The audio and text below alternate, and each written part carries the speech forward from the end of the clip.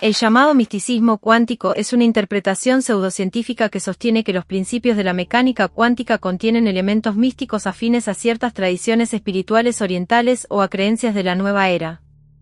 Sus defensores presentan esta fusión como si fuera una disciplina científica legítima o como una prueba de validez para sus postulados, cuando en realidad se trata de una perspectiva filosófica de índole metafísica basada en conceptos científicos, a menudo denominada metafísica cuántica. Dado que sus fundamentos no siguen el método científico, el misticismo cuántico es ampliamente considerado una pseudociencia o un engaño, quackery. Los escépticos se refieren a estas ideas como quackery cuántico para enfatizar su carácter pseudocientífico, un término rechazado por sus seguidores. Críticos como el escritor de ciencia ficción Greg Egan y la autora Margaret Wareham, junto con científicos como Juan Ignacio Sirac-Sasturain, sostienen que el misticismo cuántico es una distorsión de la física cuántica, impulsada por divulgadores que carecen de una comprensión rigurosa de la ciencia. El historiador Olav Amer señala que, aunque Werner Heisenberg tenía un gran interés en la cultura india y llegó a ser apodado el Buda, en su obra Física y Filosofía, 1959, no hay evidencias de que promoviera el misticismo cuántico. Amer enfatiza que Heisenberg apoyaba la interpretación de Copenhague, la cual carece de connotaciones místicas. La interpretación de Copenhague es una de las más conocidas y aceptadas dentro de la mecánica cuántica. Fue desarrollada principalmente por Niels Bohr y Werner Heisenberg en la década de 1920 y se basa en los siguientes principios clave. Superposición y colapso de la función de onda. Antes de ser medida, una partícula existe en una superposición de múltiples estados posibles descritos por una función de onda. Cuando se realiza una medición, la función de onda colapsa, lo que significa que la partícula adquiere un único valor definido. El papel del observador.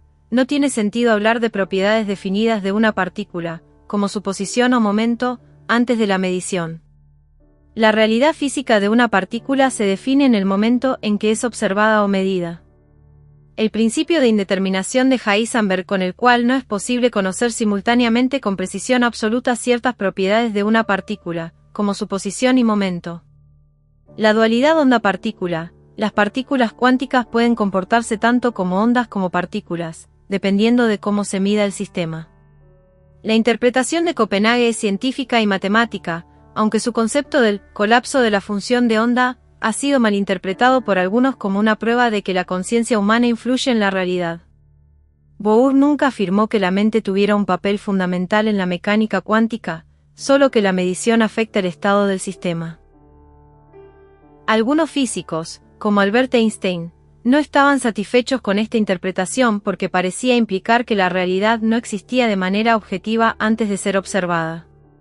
Esto llevó al famoso experimento mental del gato de Schrödinger, que buscaba ilustrar las paradojas de la interpretación de Copenhague. A pesar de las críticas, esta interpretación sigue siendo una de las más influyentes en la física cuántica.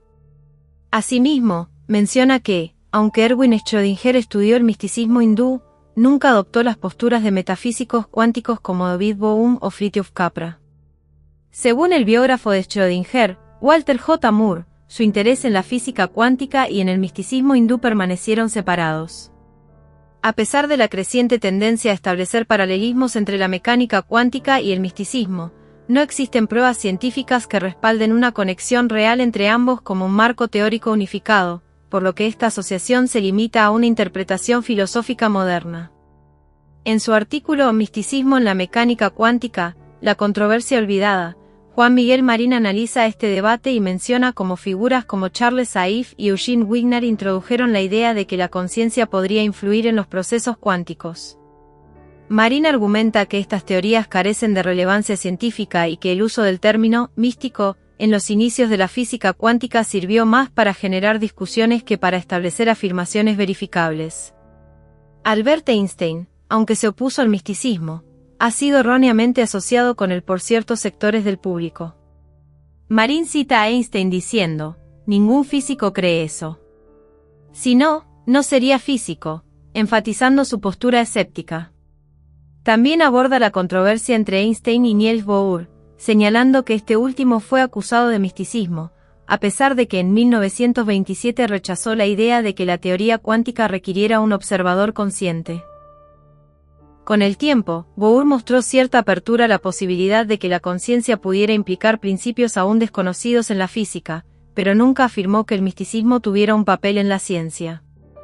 En 1961, el físico Eugene Wigner publicó un artículo titulado Observaciones sobre la cuestión mente-cuerpo, en el que proponía que la conciencia de un observador podía jugar un papel esencial en los procesos de la mecánica cuántica. Esta idea formaba parte de la interpretación von Neumann-Wigner, la cual sugería que la observación consciente era clave en el colapso de la función de onda. Si bien sus planteamientos influyeron en posteriores teorías de corte místico, Wigner los presentó desde una perspectiva filosófica, sin llegar al nivel de especulación que caracterizó al misticismo cuántico en décadas posteriores. De hecho, a finales de los años 70, Wigner reconsideró su postura y terminó rechazando la idea de que la conciencia tuviera un papel determinante en la mecánica cuántica. Durante la década de 1970, la cultura de la nueva era comenzó a adoptar conceptos de la física cuántica, reinterpretándolos para ajustarlos a sus creencias espirituales. Autores como Arthur Koestler, Lawrence Lessán, entre otros, sugirieron que fenómenos paranormales y parapsicológicos podían explicarse a través de la mecánica cuántica. En esta misma época, surgió el grupo Fundamental Physics, un colectivo de físicos que combinaban su interés en la mecánica cuántica con el estudio de la parapsicología, la meditación trascendental y diversas prácticas esotéricas inspiradas en filosofías orientales y en la nueva era.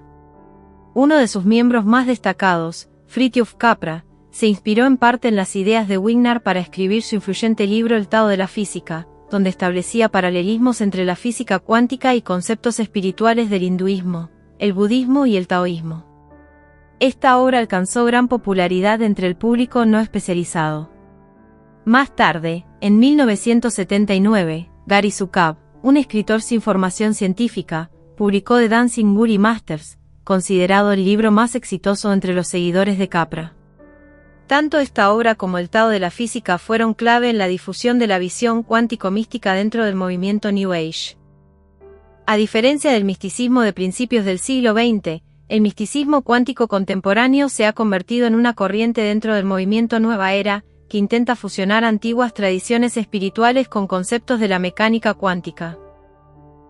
El físico Murray Gell-Mann llegó a referirse a este fenómeno como «hazme reír cuántico», en alusión a la mala interpretación y uso indebido de la física cuántica en ámbitos ajenos a la ciencia. Uno de los libros más influyentes en la difusión de estas ideas fue El Tao de la Física, 1975, de Fritjof Capra, donde el autor estableció supuestos paralelismos entre la mecánica cuántica y los principios del misticismo oriental. En los años 80, esta interpretación fue retomada por la corriente hindutva, que, basándose en declaraciones del filósofo Swami Vivekananda, afirmaba que las conclusiones de la ciencia moderna coinciden con las de los antiguos Vedas. Se intentó vincular conceptos físicos como la gravedad, la electricidad y el magnetismo con la idea védica del prana, una noción espiritual sobre la energía vital.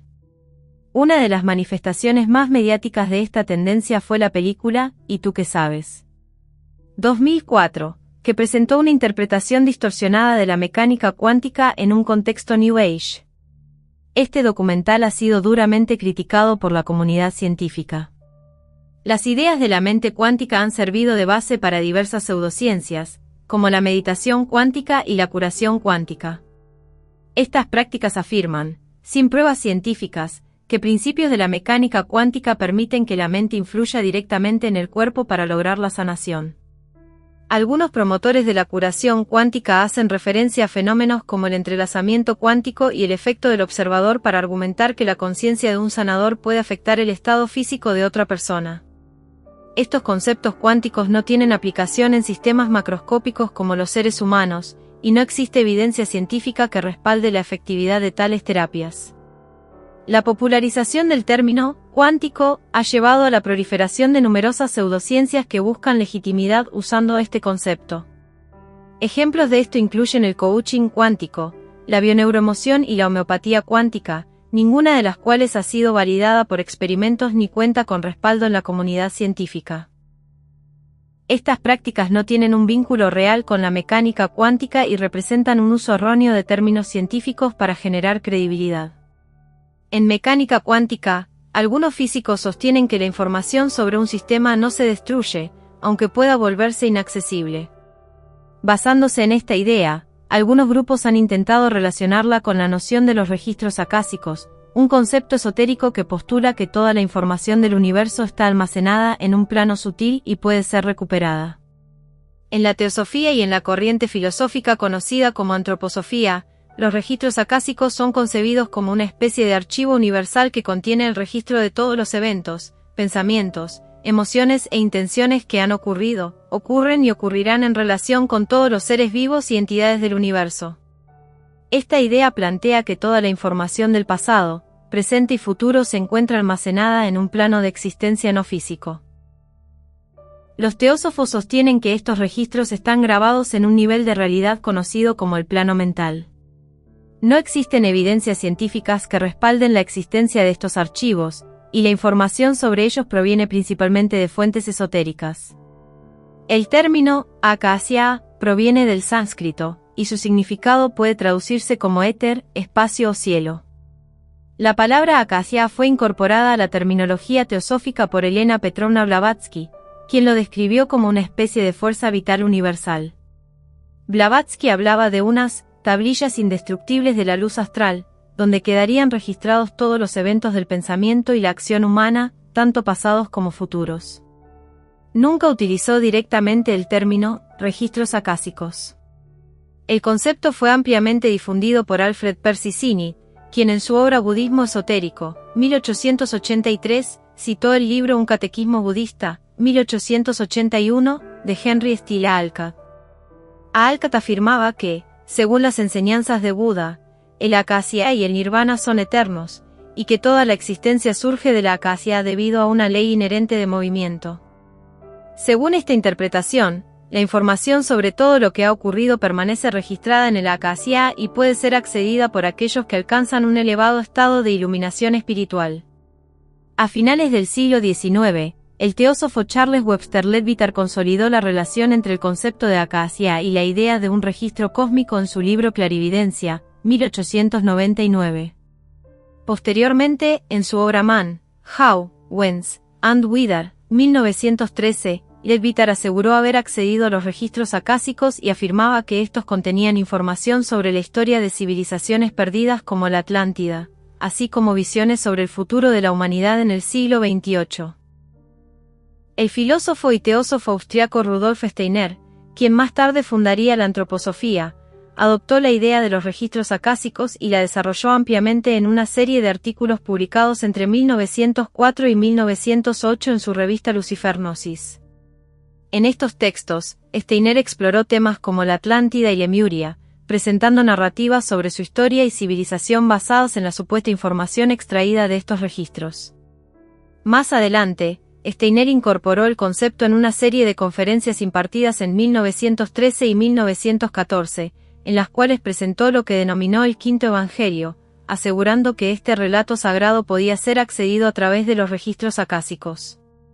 Estas conferencias tuvieron lugar poco después de su separación de la Sociedad Teosófica de Diyar y la creación de la Sociedad Antroposófica. La noción de los registros acásicos ha seguido evolucionando dentro de distintas corrientes esotéricas y espirituales, manteniendo su carácter místico y simbólico, pero sin contar con respaldo en el ámbito científico. Si te ha gustado el contenido y deseas contribuir al crecimiento continuo de este canal, te invito a considerar la posibilidad de suscribirte a mi canal de YouTube. Puedes hacerte miembro por menos de 3 euros al mes. En el apartado de tienda, podrás acceder al merchandising de Estudio Alejandría. No solo estarás apoyando mi creatividad y esfuerzo, con tus compras, sino que también tendrás acceso exclusivo a contenido más detallado y enriquecedor. Como suscriptor, formarás parte de una comunidad comprometida con el desarrollo y la exploración de nuevos temas. Tu apoyo es fundamental para seguir creando contenido. Únete a la comunidad y sé parte de esta emocionante aventura. Y hasta aquí llegamos con este emocionante contenido.